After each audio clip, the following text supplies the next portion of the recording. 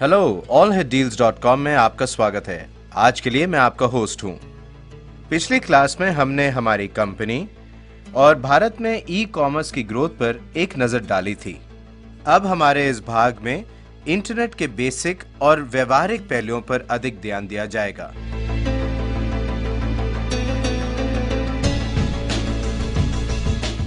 आज से हमारे अध्ययन का विषय इंटरनेट की अच्छी समझ को डेवलप करने का है।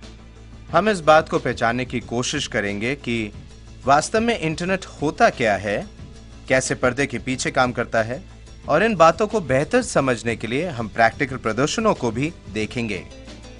हमें आशा है कि आपको आज का सत्र पसंद आएगा। चलिए आरंभ करते हैं।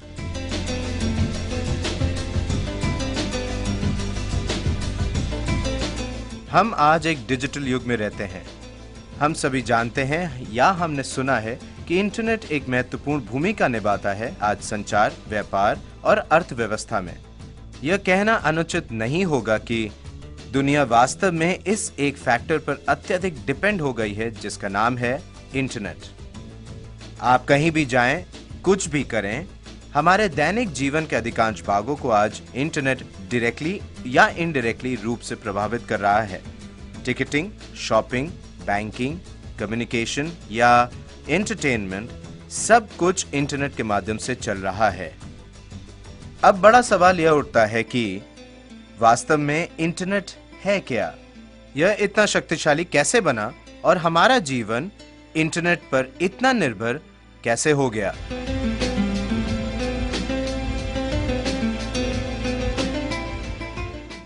ठीक है, समझना शुरू करते हैं कि इंटरनेट क्या है। चलिए एक छोटे उदाहरण से शुरू करते हैं।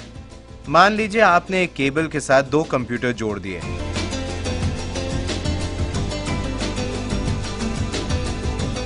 आप क्या उम्मीद करते हैं? स्वाभाविक रूप से यही उम्मीद करते हैं कि दोनों कंप्यूटर डेटा शेयर करने के लिए और एक दूसरे के साथ सहयोग करने में सक्षम हों। अब अगर हम इस दृश्य में किसी अन्य कंप्यूटर को जोड़ देते हैं और इसे मौजूदा दो कंप्यूटर से कनेक्ट करते हैं,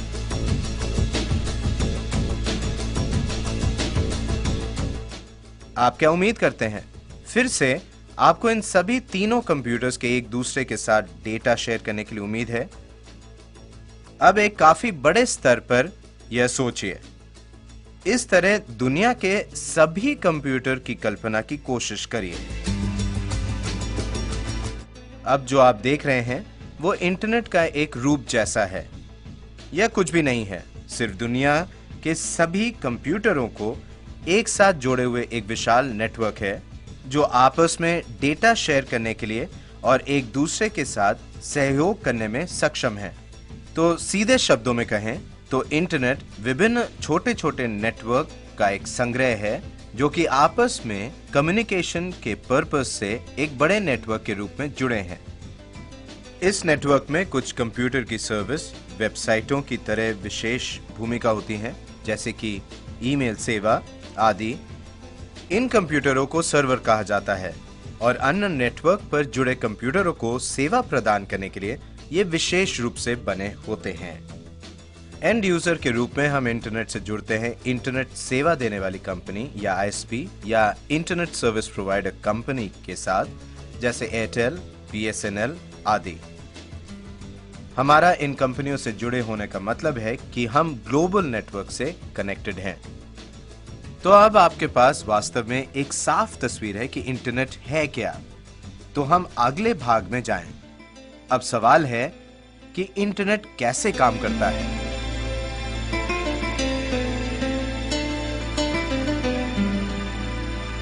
पूरा इंटरनेट एक क्लाइंट सर्वर मॉडल पर काम करता है। इसका मतलब यह है कि इंटरनेट पर लेन देन के अधिकांश मामलों में वहां हमेशा एक कंप्यूटर है जो कि सर्विसेज के लिए रिक्वेस्ट करता है और एक अन्य कंप्यूटर है जो कि सर्विस प्रोवाइड करता है। चलिए एक सरल उदाहरण लेते हैं। एक वेबसाइट खोलते हैं जिसका नाम है yahoo.com। इस सिंपल एग्जाम्पल में भी आपका कंप्यूटर एक क्लाइंट कंप्यूटर है और सेवा उपलब्ध कराने वाला कंप्यूटर दुनिया के दूसरे कोने में भी हो सकता है। पूरा प्रोसेस आपके कंप्यूटर से सर्वर को एक रिक्वेस्ट भेजने के साथ शुरू हुआ। दूसरे छोर पर सर्वर उस वेबसाइट के पहले पेज के साथ जवाब देता है जो कि आप देखना चाहते हैं। ये पूरी प्रक्रिया 1 सेकंड से भी कम समय लेती है, पर इस समय के भीतर आपका अनुरोध अमेरिका जाकर वापस आ सकता है। नॉर्मली इंटरनेट पर किसी भी एक्टिविटी के लिए यही तरीका इस्तेमाल होता है, चाहे एक ईमेल भेजना हो या इंटरनेट पर ऑनलाइन चैटिंग हो अथवा एक ऑनलाइन बैंक ट्रांजैक्शन। एक क्लाइंट कंप्यूटर का रिक्वेस्ट और सर्वर से एक रिप्लाई का कॉन्सेप्ट हमेशा सेम रहता है। तो संक्षेप में कहें तो इंटरनेट कई छोटे छोटे नेटवर्क को जोड़कर बनाया गया एक बड़ा नेटवर्क है और इस पर अधिकतर काम जो होता है वो एक क्लाइंट सर्वर मॉडल, रिक्वेस्ट और रिप्लाई पर निर्भर होता है।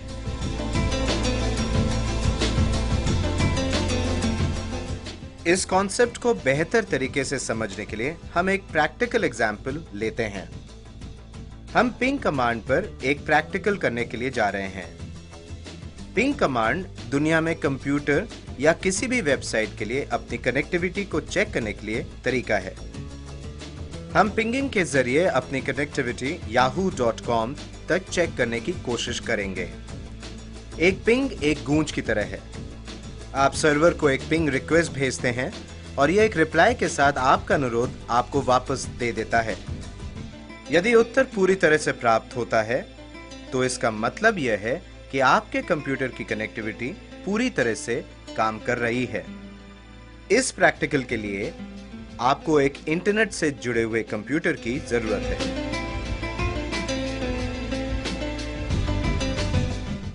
ऐसे कंप्यूटर पर रन प्रॉम्प्ट पे जाइए या अपने कीबोर्ड पर विंडोज प्लस आर की कॉम्बिनेशन प्रेस करिए। इस प्रॉम्प्ट पर लिखिए CMD और एंटर प्रेस करिए। इससे आपके कंप्यूटर का कमांड प्रॉम्प्ट खुल जाएगा। अब इस कमांड प्रॉम्प्ट पर लिखिए पिंग, स्पेस दीजिए, लिखिए yahoo.com और अब एंटर प्रेस कर दीजिए। अब कुछ सेकंड के लिए प्रतीक्षा करें। आपको यहां जो नतीजा मिला है वो देखते हैं। वहां लिखा होगा पिंगिंग yahoo.com 32 बाइट्स डेटा के साथ। इसका मतलब है कि आपका कंप्यूटर अनुरोध भेज रहा है yahoo.com को। जवाब में आपको जो मिला है वो ये है रिप्लाई फ्रॉम IP एड्रेस। ये पता है yahoo.com वेब सर्वर का। Bytes equal to 32, time equal to x milliseconds, TTL equal to 53। इसका मतलब ये है कि yahoo.com पर सर्वर ने उत्तर दिया है और इसको x मिलीसेकेंड्स लगा हमारे कंप्यूटर तक पहुंचने में। इसके अलावा यहां नीचे आंकड़े दिखाए गए हैं। यह कहते हैं पिंग स्टैटिस्टिक्स, उदाहरण के लिए 98.139.127.62।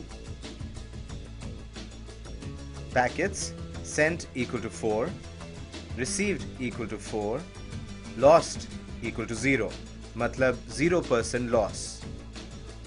मिली सेकेंड में लगभग आने जाने का यात्रा समय minimum equal to x milliseconds, maximum equal to y milliseconds, average equal to z milliseconds. इसका मतलब यह है कि हमारे कंप्यूटर ने 4 रिक्वेस्ट डेटा पैकेट yahoo.com को भेजे। इन 4 पैकेट के सभी 4 लौट आए और कोई भी पैकेट लॉस नहीं हुआ। इसके अलावा यहाँ लिखा है कि एक पैकेट को वापस आने के लिए कम से कम समय लगा x मिलीसेकेंड्स, जबकि अधिकतम y मिलीसेकेंड्स था, जिससे एवरेज बना z मिलीसेकेंड। इस एक्सपेरिमेंट के साथ आप स्पष्ट रूप से देख सकते हैं कि कैसे एक रिक्वेस्ट और रिप्लाई मेथड प्रैक्टिकली काम करता है और पूरा इंटरनेट कैसे इस सिद्धांत पर काम कर रहा है। अगले भाग में हम इंटरनेट को बनाने वाले अलग अलग कंपोनेंट पर एक नजर डालने जा रहे हैं। हम काफी चर्चा करेंगे कंप्यूटर, केबल, राउटर्स और सर्वर के बारे में।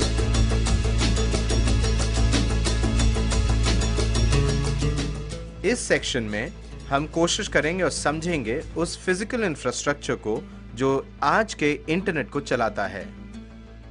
इंटरनेट को सिंपल तरीके से ऐसे समझा जा सकता है। जैसा कि आप इस फिगर में देखेंगे, यहाँ एक क्लाइंट कंप्यूटर है। ये एक आईएसपी के माध्यम से इंटरनेट से जुड़ा है। इंटरनेट एक क्लाउड के रूप में दिखाया गया है और यह कहता है कि राउटर्स क्लाउड के पीछे हैं। दूसरे छोर पर एक सर्वर है जो दूसरी तरफ से आने वाली क्लाइंट के रिक्वेस्ट को पूरा करेगा। कृपया ध्यान दें कि यह एक सिंपल डायग्राम है। वास्तव में सर्वर दुनिया के दूसरे कोने में हजारों मील की दूरी पर स्थित हो सकता है। अब चलिए इस चित्र को समझने की कोशिश करते हैं। यहाँ क्लाइंट कंप्यूटर आपका स्वयं का कंप्यूटर है। यह कोई भी सामान्य कंप्यूटर हो सकता है जिसके द्वारा इंटरनेट से जुड़ा जाए। यह क्लाइंट कंप्यूटर एक आईएसपी के द्वारा एक क्लाउड से जुड़ा हुआ लग रहा है। आईएसपी वो कंपनी है जो आपको इंटरनेट सेवाएं प्रदान करती है और यहाँ क्लाउड एक विशाल नेटवर्क है जो कि इंटरनेट को दिखाता है। क्लाउड के द्वारा दिखाने का कारण इसके पीछे नेटवर्क की जटिलता को सिंप्लीफाई करने का तरीका है ताकि आप इसे आसानी से समझ सकें। क्लाउड के पीछे आमतौर पर कई उपकरणों का एक कलेक्शन है जो कि बनाता है इंटरनेट का बैकबोन। इसके पीछे सबसे अधिक आपको मिलेगा एक राउटर। एक राउटर ऐसा डिवाइस है जो आपके पैकेट को एक जगह से दूसरी जगह तक जाने का सबसे आसान रास्ता दिखाता है। दूसरी तरफ सर्वर फिर से एक कंप्यूटर है, आमतौर पर एक बड़ा कंप्यूटर जो कई क्लाइंट्स को एक ही समय पर कोई विशेष या स्पेशल सर्विस देने के लिए बनाया गया है। यह स्पेशल सर्विस हो सकती है एक वेबसाइट, या हो सकती है ईमेल सर्विस, या कोई और सर्विस हो सकती है। इन सभी चीजों को और अच्छे से समझने के लिए एक क्लाइंट एक सामान्य कंप्यूटर की तरह हो सकता है, कुछ ऐसा।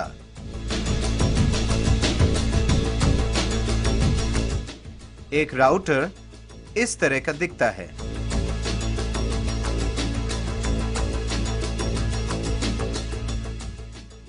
और एक सर्वर इस तरह का हो सकता है, या फिर ऐसा। वो केबल जो कि पूरी दुनिया को जोड़ रही हैं, वो ऑप्टिकल फाइबर केबल्स हैं और वो ऐसी दिखती हैं। कई बार ये तार अंडरग्राउंड होते हैं। कई बार ये केबल दो कॉन्टिनेंट्स को जोड़ने के लिए समुद्र के नीचे से जाते हैं। यह एक उदाहरण है एक भूमिगत ऑप्टिकल फाइबर केबल का, और यह एक उदाहरण है समुद्र के अंदर से जा रही ऑप्टिकल फाइबर केबल की। इंटरनेट की कला को बेहतर ढंग से समझने के लिए इस चित्र पर एक नजर डालते हैं। यह तस्वीर दुनिया भर में समुद्र के नीचे से जाने वाली तारों को दिखा रही है जो हमें कनेक्ट करती है ग्लोबली।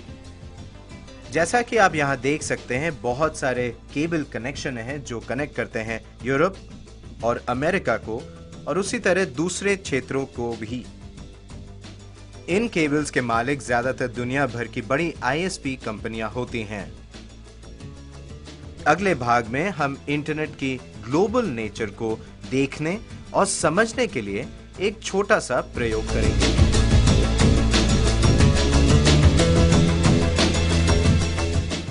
इंटरनेट की ग्लोबल नेचर को समझने के लिए मेरे पास आपके लिए एक सुंदर प्रैक्टिकल एक्सपेरिमेंट है। इस एक्सपेरिमेंट को कहा जाता है विजुअल ट्रेस राउट। इस एक्सपेरिमेंट में हम कोशिश करेंगे और पता लगाएंगे उस वास्तविक रास्ते को जिसके जरिए पैकेट इंटरनेट पर किसी भी स्पेसिफिक डेस्टिनेशन तक पहुंचता है, जैसे yahoo.com। आप वास्तव में देखेंगे कि पैकेट सभी जगह से होता हुआ अंत में कैसे अपने गंतव्य स्थान तक पहुंचता है।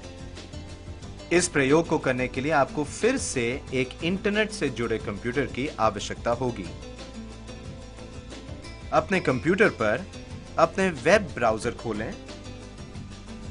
अब google.com पर जाएं। google.com पर सर्च करें विजुअल ट्रेस राउट। कई सारे रिजल्ट आप देख पाएंगे। उनमें से पहला रिजल्ट क्लिक करें, जो कि होगा yougetsignal.com। इस रिजल्ट पर क्लिक करने पर आप पहुंचेंगे इस वेब पेज पर। जैसा कि आप देख सकते हैं, यहां एक टेक्स्ट बॉक्स होगा। ये वो रास्ता है जिसका आप पता लगाना चाहते हैं। यहां दो विकल्प हैं, होस्ट ट्रेस और प्रॉक्सी ट्रेस। जैसा कि आप नीचे विवरण देखते हैं, होस्ट ट्रेस वेबसाइट से डेस्टिनेशन तक एक डायरेक्ट ट्रेस है, जबकि प्रॉक्सी ट्रेस हमारे कंप्यूटर से डेस्टिनेशन तक का रास्ता दिखाएगा। इनमें से हमें चुनना होगा प्रॉक्सी ट्रेस। ट्रेस शुरू करने के लिए टाइप करें yahoo.com डेस्टिनेशन बॉक्स में और अब प्रॉक्सी ट्रेस बटन पर क्लिक करें। अब लगभग 10 से 15 सेकंड के लिए प्रतीक्षा करें और ट्रेस को पूरा होने दें। अब जैसा कि आप देख सकते हैं, ट्रेस खत्म हो गया है। आपका रिक्वेस्ट पैकेट भारत से दुबई होता हुआ यूरोप के लिए और अंत में अमेरिका के लिए गया है। अमेरिका के भीतर भी पैकेट अंतिम मंजिल तक पहुंचने से पहले कई राउटर पार करता है और अंत में पहुंचता है yahoo.com वेब सर्वर पर। किसी भी राउटर के नाम पर क्लिक करने पर आपको इसके बारे में विस्तार से पता चलता है, जैसे कि उसका आईपी एड्रेस और उसका स्थान। आप इस एक्सपेरिमेंट को आगे भी कर सकते हैं दूसरे डेस्टिनेशंस को लेकर, उदाहरण के रूप में। जैसा कि इस एक्सपेरिमेंट में स्पष्ट रूप से देखा, इंटरनेट वास्तव में सचमुच ग्लोबल है। एक इंटरनेट डेटा पैकेट के लिए कोई सरहद, कोई सीमा नहीं होती, और यही चीज इंटरनेट को इसकी आज असीम शक्ति देती है। इसके साथ हम इंटरनेट वर्किंग के हमारे इस सत्र को समाप्त करते हैं।